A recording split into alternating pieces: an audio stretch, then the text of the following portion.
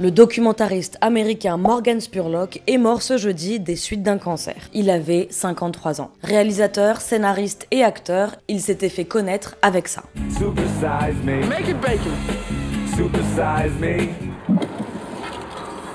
Pendant un mois, il avait mangé McDonald's matin, midi et soir. Et il ne se contentait pas du Happy Meal. Il avalait le menu le plus large proposé par McDo, à savoir le Super Size. Le tout en se limitant à 5000 pas par jour, ce qui correspond à peu près à la moyenne d'un habitant de New York. Tout au long de cette expérience, pas vraiment gustative, il avait mesuré les effets sur son corps. You're gonna die. You'll die. I want more. You gotta stop.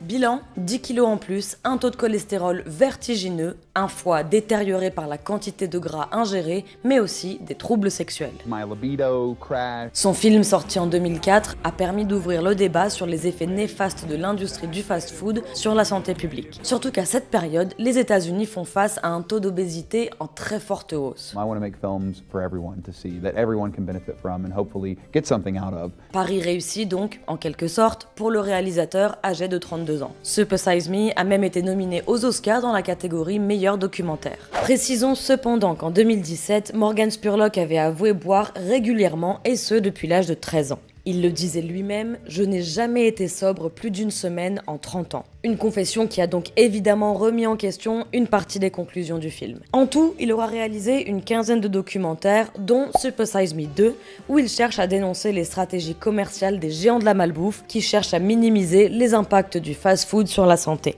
What if there was a company that was completely honest with their customers? Well, why would they do that? Oh, look, it's hollow. You can actually put it on like a mitt. You should not be able to do this with a chicken sandwich.